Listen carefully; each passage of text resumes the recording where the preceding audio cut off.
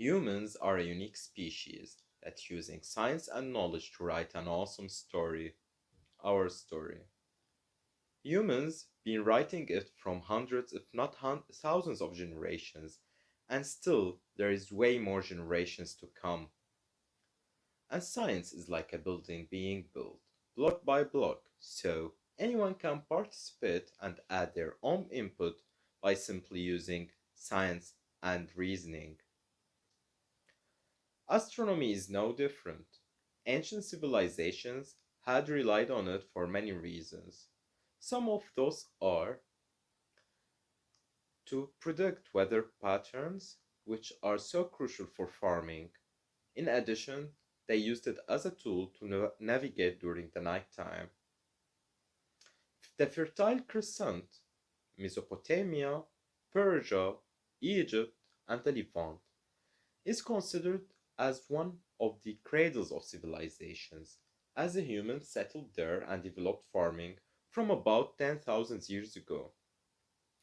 And due to the importance of farming to them, they used astronomy to predict exactly when to plant, domesticate, and then harvest their crops, which has resulted in higher importance for astronomy and mathematics in general.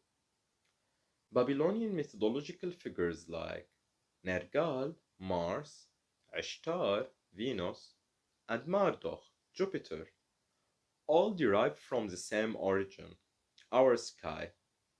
So each culture had its own way to describe their tale of the world around them. Roughly two-thirds of the common names of stars in catalogs are Arabic in origin. These stars are the majority of stars that we can see with naked eyes on a starry night. Stars like Al-Dibran, Al-Ta'ir, Al-Qa'id, Rijl, Fichte, and many others are easily identified by an Arab speaker as Arabic words. But why? Why would a star be called Al-Qa'id in Ursa Major that way? Or would Betelgeuse, Ubud al-Jawza, in Orion has such a unique name? Around year 100 AD, a guy called Claudio Ptolemy, a Greco-Egyptian scholar who lived in Alexandria during the Roman rule, compiled a star atlas. That star atlas reached us by the name of Almagest. In that book, Ptolemy arranged the stars that we can see in the night sky into 48 distinctive constellations. They are the same one that we use mainly or commonly today. However, Almagest was the Arabic translation of that book, which was translated by a Persian scholar called Abu al-Wafa al-Buzjani, who lived in Baghdad during the Abbasid Caliphate in the 10th century AD. Al-Buzjani translated the work of Ptolemy into Arabic, which has become the base of later Arabic work in astronomy, using Ptolemy's book and introducing trigonometric identities to calculate the movements of planets in our solar system. Although both of them, Al-Buzjani and Ptolemy, were using the geocentric model of the cosmos, making the Earth at the center and everything else orbits around it. That was the basic understanding of the universe in that era since the days of Plato. Around the same period of the 10th century, his colleague Abd al-Rahman al-Sufi published a book called The Book of Fixed Stars, or Kitab Suwar al-Kawakib in Arabic, and it was influenced by Almagest. In that book, al-Sufi showed the drawings of the main 48 constellations in the night sky that been published before in Ptolemy's work. Besides that, he added his own observations, like describing Andromeda Galaxy as a small faint cloud, which might have been the first documented observation of Andromeda Galaxy in the 10th century. His work is considered one of the oldest original surviving drawings as an astronomical book. He also described the main stars in each constellation in addition to their intensity, categorizing them into three distinctive categories: bright, brighter, and brightest. Al-Sufi used the same namings of stars as Ptolemy did before him. He just translated them from Greek into Arabic. So we can see Leo, Al-Asad, Scorpio, Al-Aqrab, Draco at-Tannian, Hydra al-Thawban, and many others. But he ended up using the Arabic names for the stars themselves. These namings come from ancient Arabia through the Bedouin people. Bedouins were considered the masters of navigation in deserts. That happened because they had relatively clearer skies a whole year around, and also their inability to travel in this vastly uninhabited deserts at night.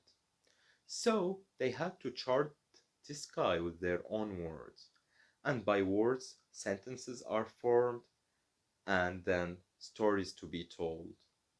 One of these stories involves the star Al-Qa'id in Ursa Major constellation. However, in the Arabic oral tradition, there is another story to be told.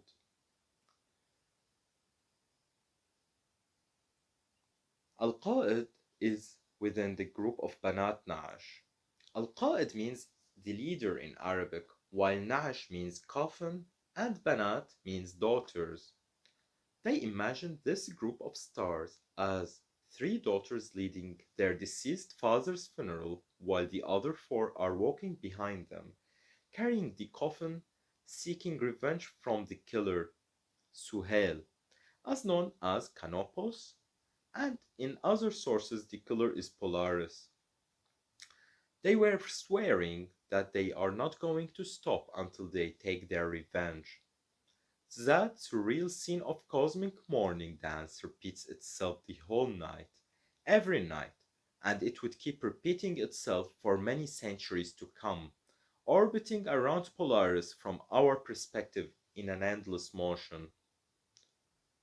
Al-Qa'id and many other star names found their way into Western astronomy after translating the work of Al-Buzjani and Al-Sufi into Spanish and Latin. That happened in Toledo, Spain between the 12th and 13th century AD. That happened also before finding the original work of Ptolemy, which was in Greek and thought to be lost during the medieval ages. Now, in our era, many Arab and Persian scholars are having the same fate as their Greek counterparts have before them by losing their work, except the ones that we still can find in libraries preserved mainly in Europe. However, it seems that any pre-Islamic work to be permanently lost, and what keeps it from being totally extinct is the oral tradition, which we can still find some traces of it in poems, proverbs, and legends. As Arab poet Abu Tammam says, we were united together like a Thuraya, Pleiades, but eventually we are separated like Banat Nash. وكنا في اجتماع كالثريا وأصبحنا فرقة كبنات نعش. This mutual share of knowledge across civilizations since the dawn of them transcends beyond minuscule differences, geographic and time barriers. Hope you had an informative and great time with us. Until the next episode of our little series Astronomy in the Middle East, take care, stay safe, and have a wonderful day.